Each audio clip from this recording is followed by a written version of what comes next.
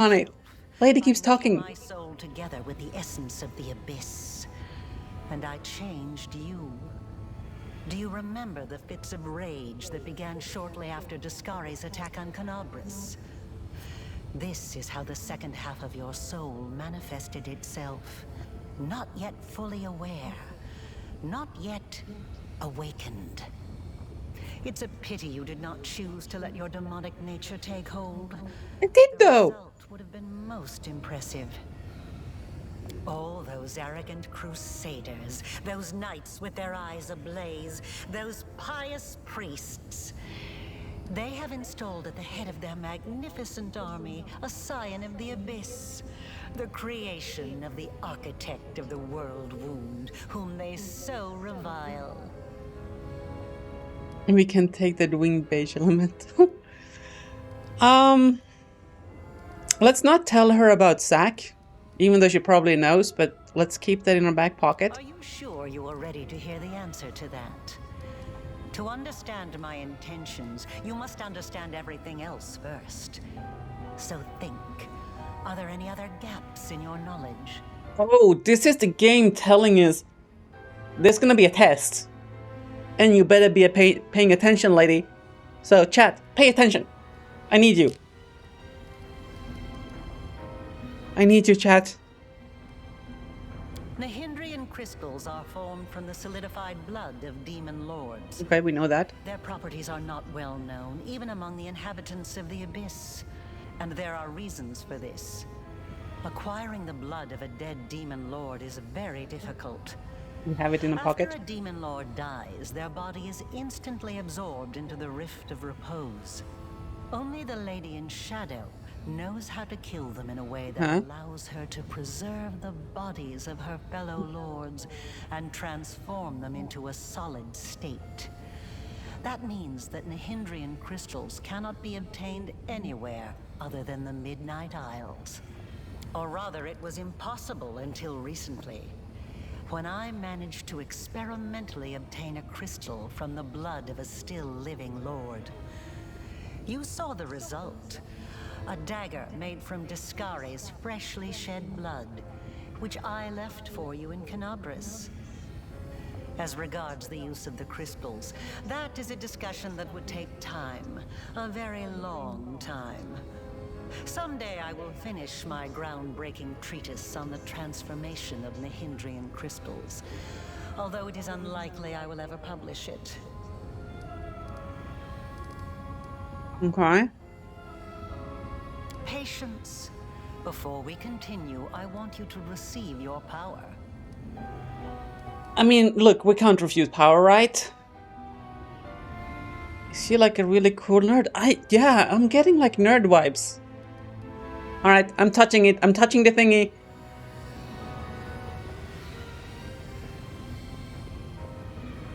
This is the chaotic evil thing to do.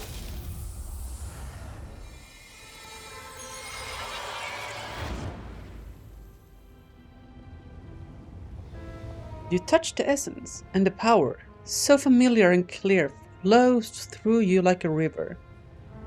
The power that courses through you is so immense. The wound on your chest closes up as if it had never existed. I'm sure we just got played in some way, and now I'm gonna solo do a fireball. We're fine. We're fine, chat. Now you know. You truly know. Enough! Enough of this madness! I was blind. O Lady of Heaven, how blind I was.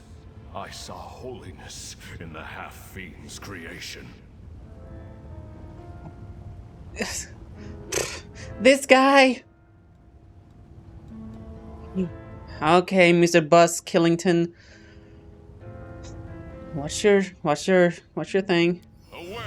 Away from this festering hole! I must bring this terrible truth to Queen Galfrey, and save those who can be saved from this darkness!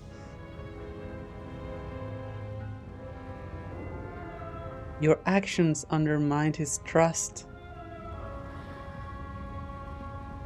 I mean, I don't know what we could have possibly done to upset this guy. I want want to help you close the world wound. Do you now? Oh, hi there, girl. Aurelia's words are cut off by a quiet laugh. Sitting on the throne that was empty just a moment ago is none other than Nocticula. It's pronounced Nocticula, ruler of Alishinura and the Midnight Isles, a powerful demon lord, and the one they call her Lady in Shadow. Her red lips curl into an ironic smile, and her large eyes observe you with keen interest. You were about to say, we are going to close the world wound, weren't you, Aurelia? I see no reason to continue deceiving this mortal. Now, I am convinced that she is quite worthy of serving me. I will even reward her with a modicum of knowledge about the events in which she is about to take part.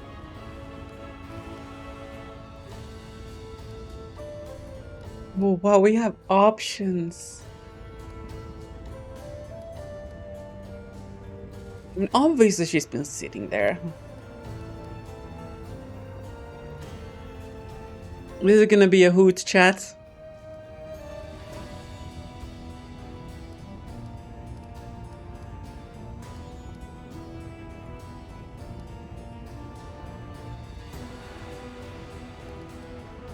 Uh-huh.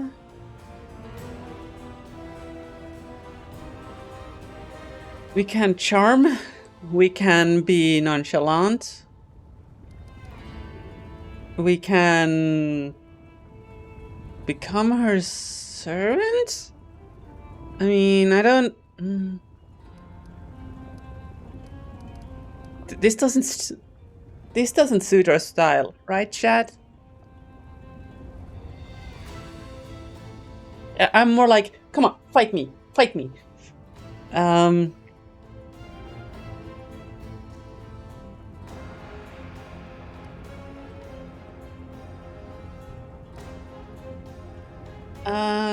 Come on, Stabby. Heck yeah, let's go.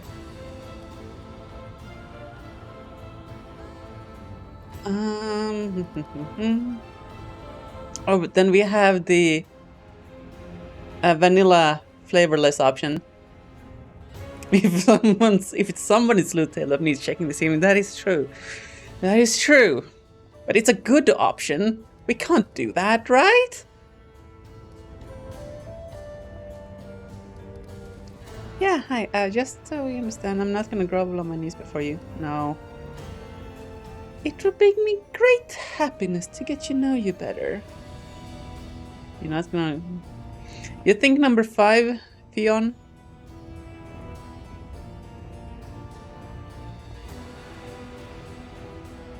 This is a little bit of a power move, which honestly she might respect.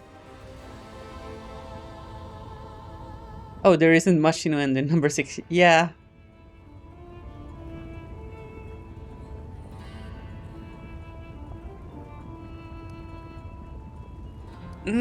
Five or six, guys. 5 or 6.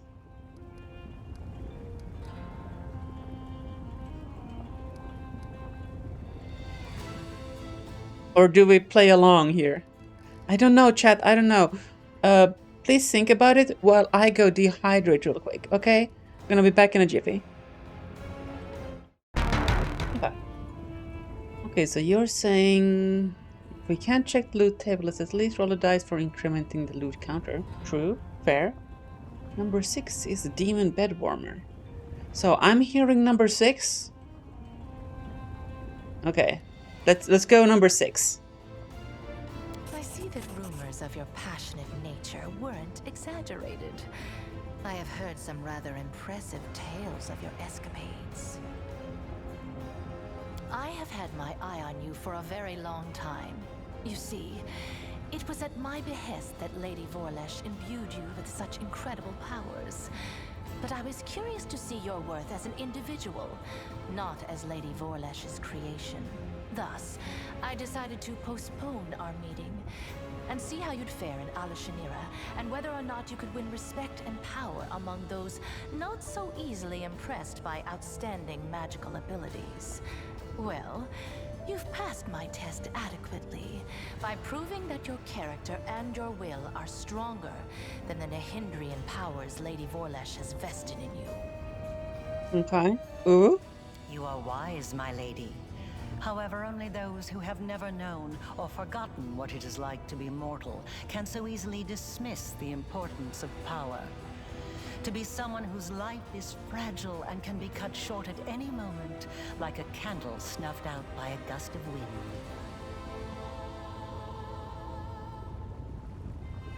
It is a shame your angel has left you, mortal. I would have liked to talk to him. I don't expect I will get another chance, as that celestial buffoon's days are numbered.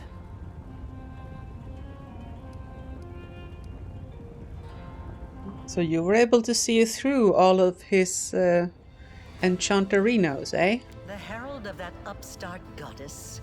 Here. Yes, although his defenses were quite intricate. A commendable precaution on his part, as word of the hand of the inheritor descending once more into the abyss reached the echo of Discari almost immediately. Mind you, vindictiveness and guile have always been among his best qualities.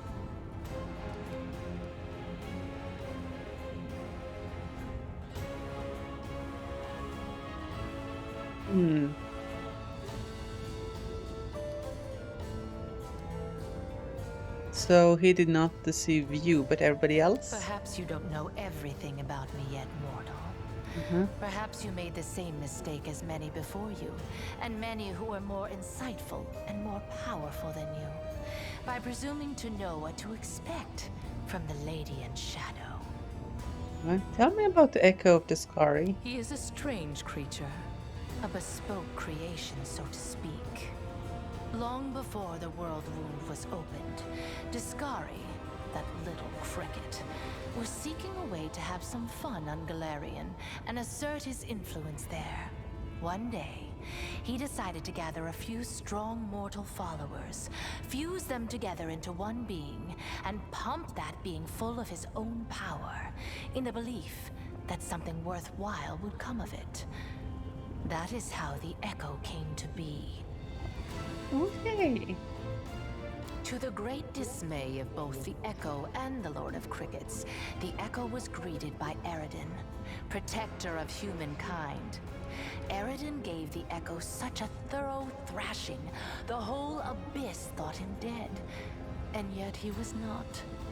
Cricket, the younger, is alive and well, though I cannot say the same for Eredin. But the Echo remembers his humiliation still. He hates anything and everything related to Eredin, especially his inheritor, Iomedae. Her heralds, her priests, her temples. He would hate Iomedae's pet pug, if she had one. Not the pug. Okay. Envy, humiliation, ego. The usual playthings of little boys from all planes and realities. The Echo suffered more than one defeat. First at Eredin's hand, then under the onslaught of the forces of heaven.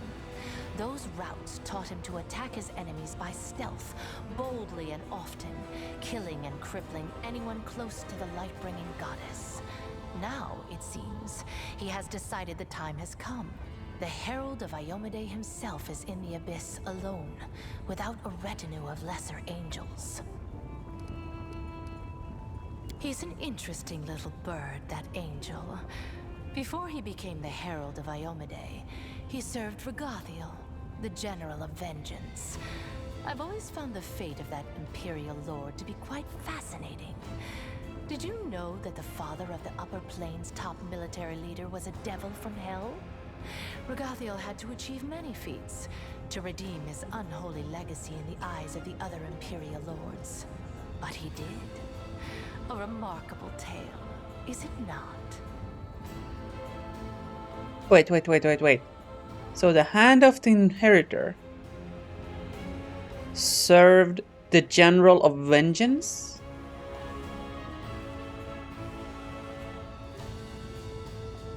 Who was a devil from hell? Interesting. Was it really necessary to bother the dearly departed Alanithia? The shriek she let out upon returning to her grave interrupted my train of thought and quite spoiled my mood. Was it really necessary to bother the dearly departed? Oh, she knows we brought her back. Busted! How did you kill the passion in her heart? Do you honestly think you can find out such precious secrets that easily? How I dealt with past enemies is knowledge I guard very closely, and you already know more than anyone else. Be content with what knowledge you already possess. You seek more at your own peril. I mean, she just wanted to murder, right? We don't need to know that. Indeed. We have business concerning the living. We need not waste any more time on the dead.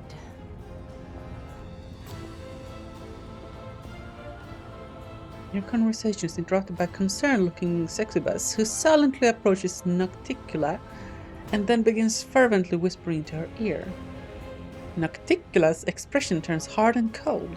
As Nocticula ponders the new development, the messenger makes eyes at you playfully. You recognize those green eyes, except they were awash with pain when you last saw them. Their owner bleeding out in the caverns of the Nexus. The succubus smiles slyly and gives you a wink. Oh, I remember that. She was bleeding out there. She was like one of the ones alone, and we were like, I don't know. I guess you'll be fine. Thanks for the hint, lady. And she was a spy. I mean, of course she was a spy. I knew that all along. I was playing along. Another island, another loss. Enough. I warned them that I would not stand for the desolation of my realm. They have not heeded me, and they will regret it. Go to your sisters and tell them to prepare. I know her! I know that lady. Yes, you've already met Laulia, my talented assistant. I've heard she was very convincing at acting out her tragic death in the minds of the Nexus. As you can see, I've been watching you since your very first moments in the Abyss, and even a little earlier. This is just non-stop twist, Jellyfriend. This is like lore dump city. I have prepared a beautiful intrigue that will topple many of your enemies and seal the world wound forever, ending the threat to Galarian. And you have the chance to become part of that intrigue.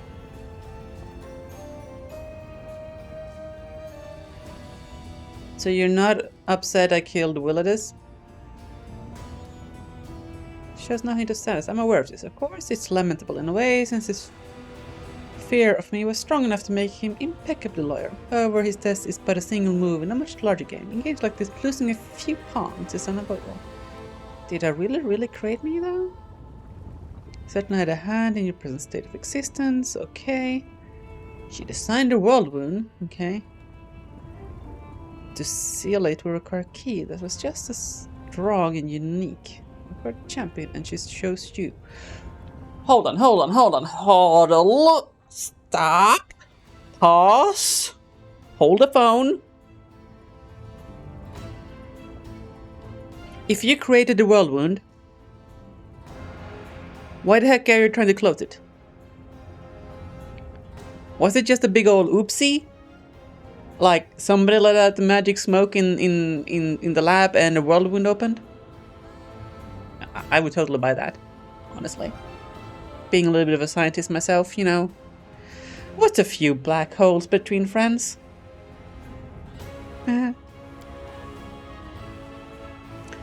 Both your powers and that wound on your chest were the results of her experiments.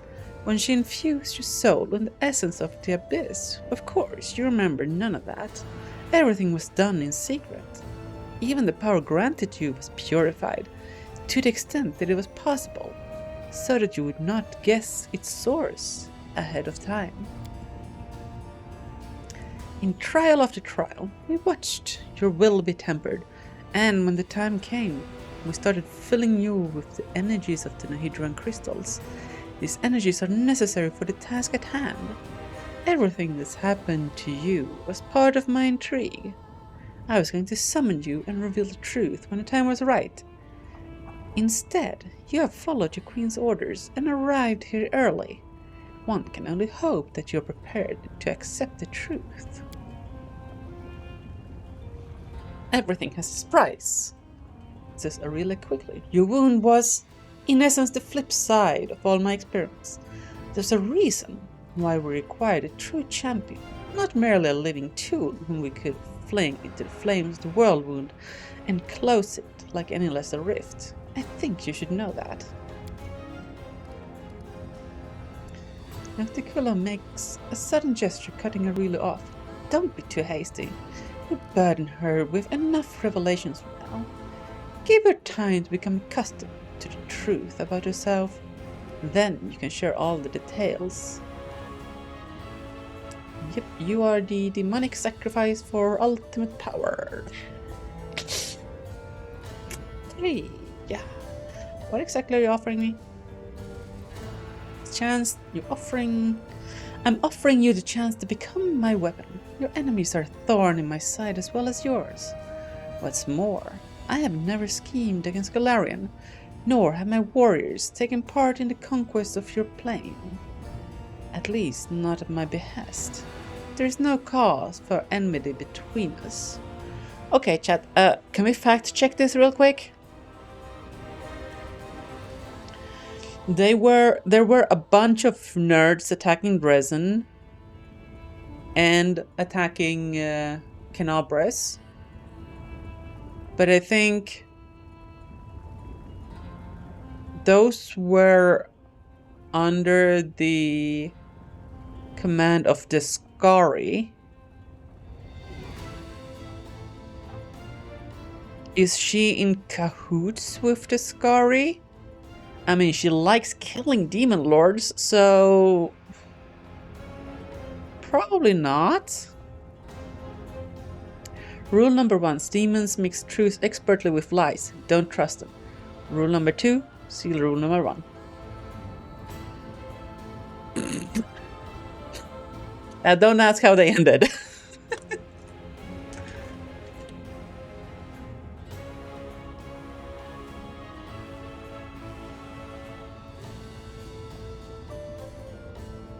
So the mixing of, like, I'm sure we're being played in one way or another, chat. But we have to think like a demon.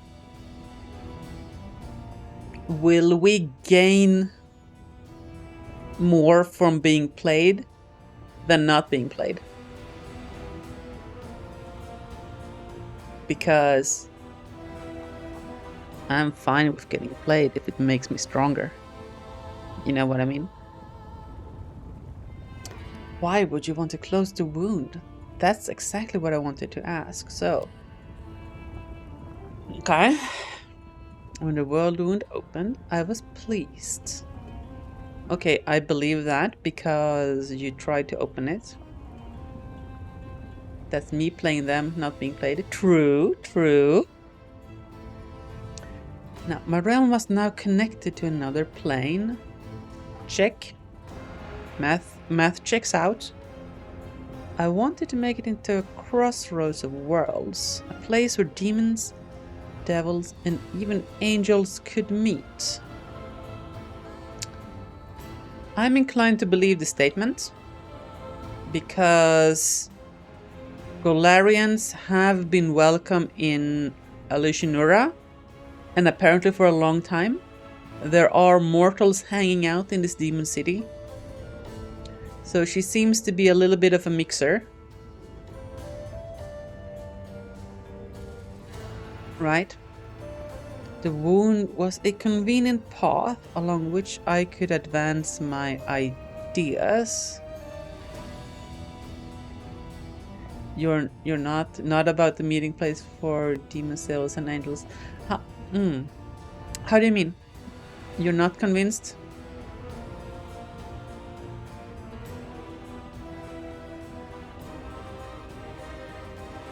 I mean, okay. I think it's at worst a half-truth. I think there is a little bit of truth there, but also probably something she's not telling us.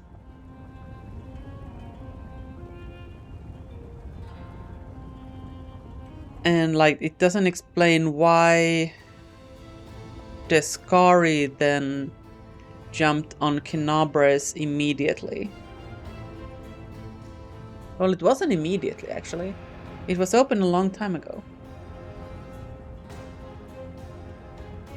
You're convinced she wanted to make it a crossroads, and it was convenient. You think Descari and Baphomet beat her to the punch.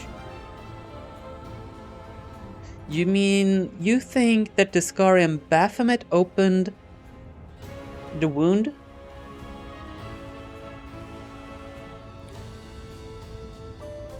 Good point, actually. Descari did have that scythe called the Rift Cleaver or something like that, right? Okay. Descari and Baphomet now also had a way from their realms into your plane. Their servants flooded my islands and spread out across them like a plague of locusts, killing guests who were under my protection, questioning my rule. I'm inclined to believe that if Baphomet's worshippers, etc., flooded her realms, her city, killing her people, then she would be upsetty spaghetti. And maybe it even happened, who knows. You don't know if any of them actually opened the wound, but you think Noctical had plans to use it to strike at someone. And the others did first. Ah, I see what you mean. Okay.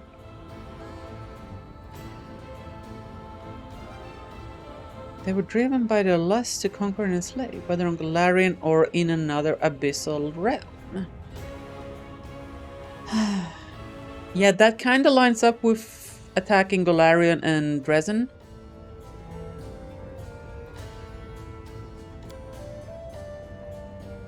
I was forced to shift my focus and express my discontent. Eventually, atop the bones of our servants, we reached an accord.